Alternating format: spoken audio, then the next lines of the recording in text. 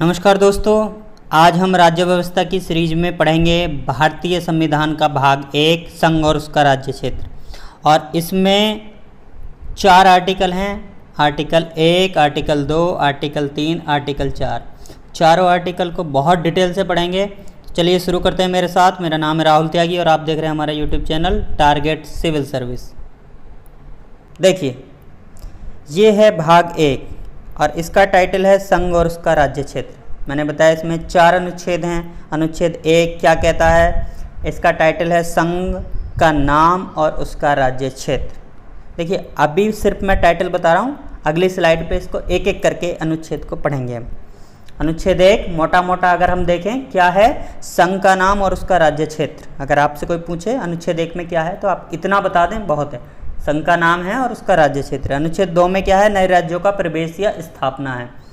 अनुच्छेद 3 में क्या है? नए राज्यों का निर्माण, वर्तमान राज्यों के क्षेत्रों, सीमाओं और नामों में परिवर्तन। तो देखिए, इन दोनों की भाषा लगभग एक सी लगती है, लेकिन इसमें एक बहुत बड़ा अंतर है, वो आप ध्यान रखें। अनुच्छेद 2 है, बाहर से यदि कोई राज्य या राज्य का कोई भाग भारत संघ में शामिल होना चाहेगा तो अनुच्छेद 2 के तहत होगा। भारत के अंदर अगर कोई राज्य 2 राज्यों में बदलना है, 2 राज्यों को मिलाकर एक राज्य बनाना है, किसी राज्य का नाम बदलना है, सीमा बदलनी है, तो वो अनुच्छेद 3 की प्रक्रिया के तहत होगा। ठीक है।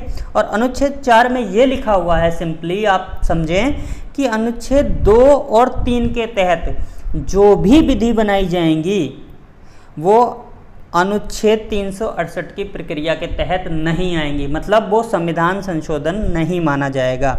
संविधान संशोधन तो होगा लेकिन वो माना नहीं जाएगा। क्यों? क्योंकि अनुच्छेद 2 और अनुच्छेद 3 के तहत जो संशोधन होते हैं वो सिर्फ साधारण बहुमत से हो जाते हैं। और आपको पता है, संविधान संशोधन के लिए हमें विशेष बहुमत की जरूरत पड़ती है। अनुच्छेद 368 में संविधान संशोधन की प्रक्रिया दे रखी है। उसमें लिखा है कि 2 तरीके से संविधान संशोधन हो सकते हैं, या तो विशेष बहुमत से या फिर विशेष बहुमत हो, साथ में आधे राज्यों का अनुमोदन हो। लेकिन यहाँ हम साधारण बहुमत से काम चलाते हैं, इसलिए इसको संविधान संशोधन नहीं माना जाता है। ठीक, आई बात समझे? चलिए आगे चलते। अब देखिए, ये है हमारा पहला अनुच्छेद, अनुच्छेद 1। इसमें क्या है इसके बारे में हम आपको बताने जा रहे हैं। एक एक लाइन को पढ़ेंगे। इसमें अनुच्छेद 1 में 3 सब अनुच्छेद हैं, उप अनुच्छेद हैं, तो इनको एक एक करके मैं पढ़ रहा हूँ और आप ध्यान से सुनें। देखिए, पहले में क्या कहा है? भारत अर्थात इंडिया राज्यों का संघ होगा। 2 नाम दिए हैं, एक भारत एक इंडिया। ये भी सवाल पूछा जा सकता है कि भारत को अनुच्छेद 1 में कितने नामों से उल्लेखित किया गया? तो सिर्फ 2 नाम है, एक भारत है एक इंडिया। क्या होगा? राज्यों का संघ होगा। इस शब्द पे आप विशेष ध्यान दें। क्या होगा? राज्यों का संघ होगा। इस शब्द पे आप विशेष ध्यान दें। संघ का मतलब क्या है? देखिए, संघ की अंग्रेजी है यूनियन। ठीक, अंग्रेजी में शब्द लिखा है यूनियन, हिंदी में शब्द लिखा है संघ। और एक शब्द होता है फेडरेशन। अमेरिका के संविधान में फेडरेशन लिखा हुआ है। अमेरिका फेडरेशन है, भारत यूनियन है। हिंदी दोनों की संघ है। अंतर सिर्फ इतना है कि यूनियन में जो भी राज्य हैं वो कभी भी उसको छोड़कर नहीं जा सकते, वो अलग नहीं हो सकते। जबकि फेडरेशन में ये होता है कि राज्य एक समझौता करके एक जगह आते हैं, इकट्ठा होते हैं, एक मजबूत संघ बनाते हैं, लेकिन बाद में कभी भी वो उस संघ से अलग हो सकते हैं। तो हमने यूनियन बनाया है, हमने फेडरेशन नहीं बनाया है, इसलिए भारत संघ में ये स्कोप नहीं है कि कोई राज्य कल को अलग हो जाए। ठीक, तो इसमें कहा गया है कि भारत अर्थात इंडिया राज्यों का संघ होगा। दूसरा जो सब क्लॉज है, इसमें कहा गया है कि राज्य और उनके राज्य क्षेत्र वह होंगे जो अनुसूची 1 में उल्लेखित हैं। समझ में? अनुसूची 1 में क्या है? अनुसूची 1 में पूरी डिटेल दे रखी है कि भारत में कितने राज्य हैं, कितने केंद्र शासित प्रदेश हैं, सबके नामों का वर्णन जो है वो अनुसूची 1 में है। ठीक, और तीसरा जो क्लॉज है इसमें लिखा हुआ है कि भारत में 3 प्रकार के राज्य होंगे। कौन कौन से 3 प्रकार के राज्य? एक पूर्ण राज्य जैसे उत्तर प्रदेश, मध्य प्रदेश, राजस्थान। एक केंद्र शासित या संघ शासित जिसको आप यूटी कहते हैं, यूनियन टेरिटरी। और तीसरे अर्जित क्षेत्र। अर्जित क्षेत्र मतलब जो कभी भारत संघ बाहर से अगर किसी राज्य को जीतता है तो वो इसके अर्जित क्षेत्र में आएंगे। ठीक है। अब देखिए, इसमें क्लियर हुआ, कोई दिक्कत तो नहीं है? ठीक, चलिए आगे चलते हैं। देखिए अनुच्छेद 2 क्या कहता है। अनुच्छेद 2 के बारे में देखिए। अनुच्छेद 2 में कहा है नए राज्यों का प्रवेश या स्थापना, मैं बता चुका हूँ। अब देखिए इसमें लिखा क्या हुआ है, अगर इसे बारीकी से पढ़ेंगे तो इसमें अनुच्छेद में प्रॉपर क्या लिखा है। इसमें लिखा है संसद विधि द्वारा ऐसे निबंधों और शर्तों पर जो वो ठीक समझे संघ में नए राज्यों का प्रवेश या उनकी स्थापना कर सकेगी। इसका मतलब ये है, मैं पहले बता चुका हूँ, फिर समझ लीजिए। ये है हमारा भारत। भारत में क्या है, स्टेट हैं और यूटी हैं। इस समय 28 स्टेट हैं और 8 यूटी हैं। ये भारत है। इसके अलावा यदि बाहर से कोई हिस्सा भारत में शामिल होना चाहता है, कोई राज्य शामिल होना चाहता हो या राज्य का कोई हिस्सा भारत में शामिल होना चाहता हो, तो अनुच्छेद 2 के तहत संसद उसको जो भी शर्तें वो उचित समझे उस पर समझौता करके भारत संघ में शामिल कर सकती है। अब इसमें 2 शब्द हैं, प्रवेश और स्थापना। इसका भी अंतर समझ लीजिए। प्रवेश का मतलब है यदि कोई पूरा राज्य भारत में शामिल होना चाहे तो उसको प्रवेश दे दिया जाएगा भारत संघ में। कल को नेपाल, भूटान, इस तरीके का कोई राज्य या पहले जैसे सिक्किम आया शामिल होना चाहे तो उसको प्रवेश करा दिया जाएगा। स्थापना का मतलब है पूरा राज्य ना आकर राज्य का कुछ हिस्सा, जैसे भारत कल को किसी देश से कोई हिस्सा जीत लेता है और उसको भारत संघ में शामिल कराना चाहता है तो उसको हम स्थापना के तहत रखते हैं, क्योंकि उसको किसी राज्य में मिला के भारत में लाना पड़ेगा या फिर उसको नया राज्य बनाना पड़ेगा तो उसका नाम रखना पड़ेगा। तो इस तरीके से आप ध्यान रखें कि भारत संघ में यदि भारत से बाहर से कोई हिस्सा शामिल हो रहा है तो अनुच्छेद 2 के तहत होगा। ठीक है, क्लियर? अब देखिए इसमें एक चीज़ और है, वो भी मैं बता दे रहा हूँ हाथ के हाथ। एक अनुच्छेद आपने कहीं कहीं देखा होगा 2A आता है लिखा हुआ। 2A क्या है? देखिए एक तो कैपिटल A है और ये कैपिटल लेटर जिसके साथ लगे हैं समझ लीजिए वो अनुच्छेद बाद में जोड़े गए हैं और अपने आप में कंप्लीट अनुच्छेद हैं। ये 2A अलग अपना अनुच्छेद है, 2 का हिस्सा नहीं। इसमें क्या है, अब नहीं है, ये प्रेजेंट में ये नहीं है, जब संविधान बना तब भी नहीं था। ये 1976 में जोड़ा गया और 1976 में ही ख़त्म कर दिया गया। जोड़ा गया 35वें संविधान संशोधन से और ख़त्म कर दिया गया 36वें संविधान संशोधन से। देखिए ये हमने इसलिए जोड़ा क्योंकि सिक्किम उस समय भारत संघ में शामिल हुआ 1976 में, लेकिन अब हमारे पास तो अनुच्छेद 2 पहले से था। बाहर से अगर कोई राज्य शामिल हो रहा है, पूरा का पूरा राज्य शामिल हो रहा है तो अनुच्छेद 2 के तहत होना चाहिए था, हैं? इसमें आता प्रवेश में। लेकिन ऐसा इसलिए नहीं हुआ क्योंकि सिक्किम उस समय पूर्ण राज्य के रूप में भारत में शामिल होने को तैयार नहीं था। भारत में सिक्किम सह राज्य, एसोसिएट स्टेट के रूप में शामिल हुआ।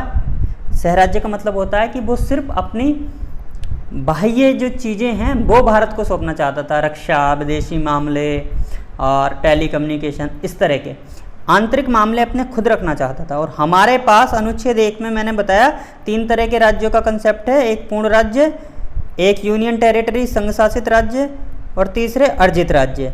हमारे पास ऐसे राज्य का कोई जिक्र ही नहीं था हमारे संविधान में, सह राज्य का। इसलिए हमें मजबूरी में संविधान संशोधन करना पड़ा और 35वां संविधान संशोधन करके एक नया अनुच्छेद 2A जोड़ना पड़ा। लेकिन कुछ ही समय बाद फिर सिक्किम की जनता ने कहा कि नहीं, हम पूर्ण राज्य के रूप में शामिल होना चाहते हैं। तो फिर हमने क्या किया, 36वां संविधान संशोधन किया 1976 में और इसको ख़त्म कर दिया। तो ये अनुच्छेद आया और चला गया। क्यों आया, क्यों चला गया, मैंने आपको बता दिया, क्लियर हो जाना चाहिए। ठीक है, आगे चलते हैं। अनुच्छेद 3 देखिए क्या कहता है। अनुच्छेद 3 बहुत इंपॉर्टेंट है, बहुत ज़्यादा अप्लाई होता है। अनुच्छेद 3 में कहा गया है कि यदि भारत के क्षेत्र के अंदर, भारत संघ के अंदर संसद कुछ परिवर्तन करना चाहती है, जैसे क्या क्या कर सकती है, इसमें भी कई सारे क्लॉज हैं। या तो 2 राज्यों को जोड़ के एक राज्य बना दे, या एक राज्य से 2 राज्य बना दे, या 2 राज्यों के थोड़े थोड़े भूभाग को मिलाकर एक राज्य बना दे। इस तरीके से यदि कुछ काम करेगी तो वो अनुच्छेद 3 के तहत होगा। ठीक, इसके अलावा ख में क्या है, यदि किसी राज्य के क्षेत्र को बढ़ाना चाहे, मान लो उत्तर प्रदेश को कल और बड़ा करना चाहे, तो वो भी अनुच्छेद 3 के तहत होगा। किसी राज्य क्षेत्र को घटाना चाहे तो भी अनुच्छेद 3 के तहत होगा। किसी राज्य की सीमाओं में परिवर्तन करना चाहे तो भी अनुच्छेद 3 के तहत होगा। किसी राज्य का नाम बदलना चाहे तो भी अनुच्छेद 3 के तहत होगा। यानी कुल मिला के इसका सारांश ये है कि यदि भारत संघ के अंदर कुछ भी संसद करे, किसी राज्य को छोटा करे, बड़ा करे, सीमा बदले, नाम बदले, तो वो सारे के सारे काम अनुच्छेद 3 के अंतर्गत होंगे। आपको सिर्फ इतना याद रखना, अनुच्छेद 3 कहता है कि भारत संघ के अंतर्गत जो परिवर्तन होंगे 3 के तहत होंगे। अनुच्छेद 2 कहता था कि भारत से बाहर का अगर कोई राज्य या राज्य क्षेत्र भारत में शामिल होगा तो अनुच्छेद 2 के तहत होगा। ठीक है, ये ध्यान रखें। क्लियर? अब देखिए इसमें एक चीज और देख लीजिए, ये काम कौन करेगा? संसद करेगी। अनुच्छेद 2 में भी संसद कर रही थी, 3 में भी ये काम संसद करेगी। लेकिन संसद ये प्रस्ताव तब तक सदन में नहीं रख सकती जब तक वो राष्ट्रपति की अनुमति ना ले। ऐसा प्रस्ताव सदन से पारित कराने के लिए संसद को राष्ट्रपति की मंजूरी लेनी जरूरी है, और राष्ट्रपति ऐसी मंजूरी तब तक नहीं देता जब तक वो संबंधित राज्य से, राज्य विधानमंडल से ना पूछ ले कि उसकी क्या राय है। जैसे मान लो अभी आप एग्जाम्पल मैं आपको दे रहा हूँ, उत्तर प्रदेश के 2 हिस्से करना चाहे संसद, तो संसद क्या करेगी? राष्ट्रपति से अनुमति लेगी कि हम ऐसा प्रस्ताव सदन में रखने जा रहे हैं, आप अपनी अनुमति दो। राष्ट्रपति क्या करेगा? राष्ट्रपति उस बात को भेजेगा उत्तर प्रदेश सरकार के पास। राष्ट्रपति कहेगा कि संसद का ये प्रस्ताव आया, आप अपनी राय दो, और एक टाइम रखेगा कि आप 15 दिन में अपनी राय दो, 20 दिन में दो, महीने में दो। वो राष्ट्रपति फिक्स करता है क्या समय रखा जाए। अब देखिए उत्तर प्रदेश सरकार या तो संसद की हाँ में हाँ मिला दे, या तो वो प्रस्ताव जो संसद ने रखा उसको यहाँ से भी पारित करके भेज देगी, ठीक है हम सहमत हैं, फिर तो कोई बात ही नहीं। या फिर वो ऐसे भी कर सकती है कि उसके अगेंस्ट चली जाए, वो चाह रहे हैं 2 करना, ये मना कर दे, नहीं साहब हम नहीं चाह रहे। जैसे पीछे आंध्र प्रदेश में हुआ, वो नहीं चाह रहे थे, आंध्र प्रदेश की ये सरकार नहीं चाह रही थी, लेकिन फिर भी 2 हिस्से हो गए। तो अगर राज्य उस प्रस्ताव को खारिज कर देता है फिर क्या होता है?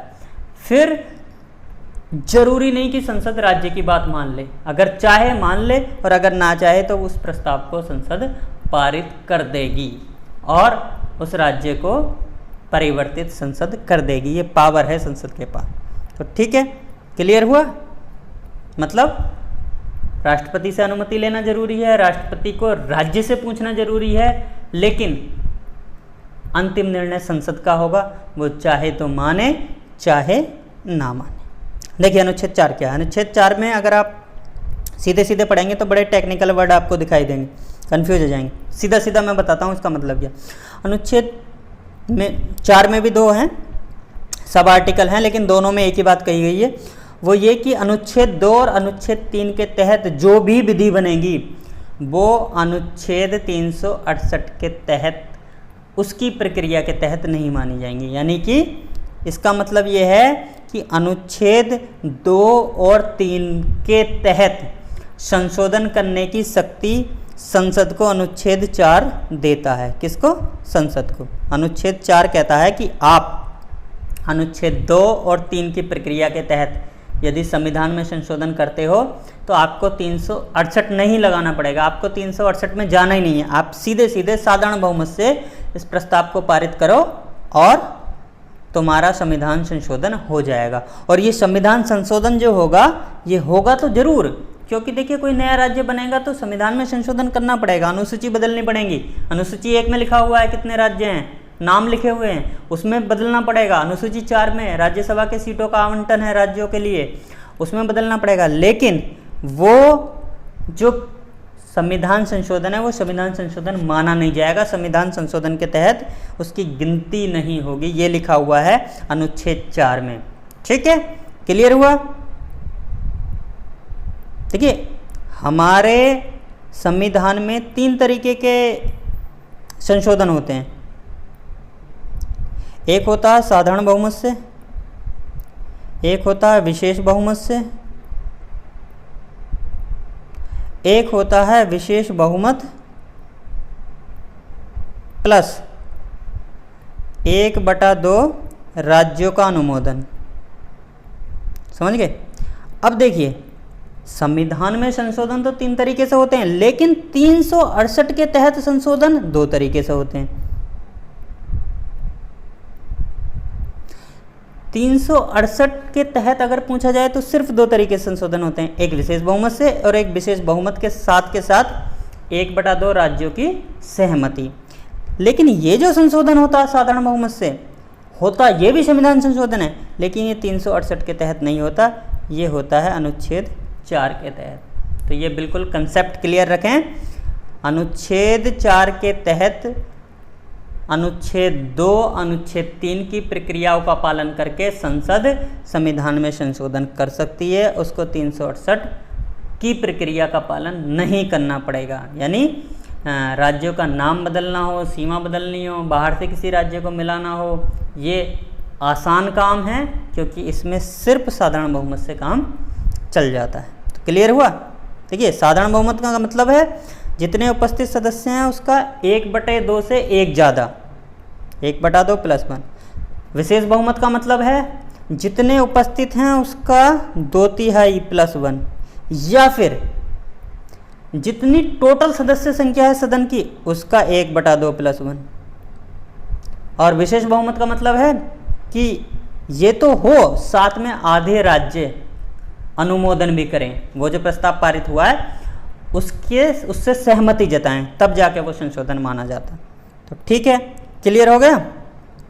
चलिए, देखिए, अनुच्छेद 3 से रिलेटेड एक मामला है, एक वाद है, बेरुवाड़ी वाद, बहुत इंपॉर्टेंट है, इसको मैं बता देता हूँ। 1960 का वाद है ये। तो हुआ क्या कि भारत पाकिस्तान के बीच में एक समझौता हुआ 1958 में।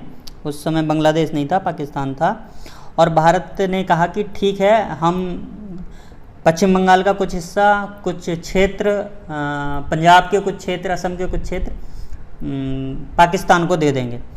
तो जो भारत की उस समय तत्कालीन सरकार थी वो चाहती थी कि अनुच्छेद 3 के तहत हम ये काम कर लें। तो उस समय की तत्कालीन सरकार ने एक प्रस्ताव रखने के लिए प्रस्ताव बनाया और उसे संसद में पेश करने से पहले राष्ट्रपति की मंजूरी के लिए भेजा। अनुच्छेद 3 की प्रक्रिया के तहत राष्ट्रपति ने उस प्रस्ताव पर अपनी सहमति नहीं दी, बल्कि उसको भेज दिया सुप्रीम कोर्ट के पास। आपको पता है राष्ट्रपति के पास एक अधिकार होता है, विशेष अधिकार, 143वां जो अनुच्छेद है उसके तहत यदि राष्ट्रपति को चाहे तो वो सुप्रीम कोर्ट से किसी भी मुद्दे पर कानूनी सलाह ले सकता है। तो सुप्रीम कोर्ट ने इस मामले पर यह कहा कि जो सरकार चाह रही है, जिस अनुच्छेद के तहत सरकार चाह रही है, ये हो ही नहीं सकता, क्योंकि अनुच्छेद 3 ये कहता है, मैंने आपको अभी बताया, कि भारत संघ के अंदर काट छांट हो सकती है। भारत के अंदर का कोई हिस्सा इधर उधर किया जा सकता है, लेकिन ऐसा नहीं हो सकता कि भारत के अंदर से कोई हिस्सा निकाल के आप किसी दूसरे देश को दे दो, सीमावर्ती देश को दे दो। तो सुप्रीम कोर्ट ने कहा कि ऐसा नहीं हो सकता। अगर सरकार चाहे ये काम करना तो उसे फिर अनुच्छेद 368 के तहत संविधान संशोधन करना पड़ेगा, और संविधान संशोधन करके ही अनुसूची 1 में परिवर्तन करना पड़ेगा। तो इसके बाद फिर 9वां संविधान संशोधन हुआ 1960 में, और अनुसूची 1 के तहत ये लिख दिया गया कि ये हिस्से भारत पाकिस्तान को दे रहा है। तो ये भी आपको याद रखना है।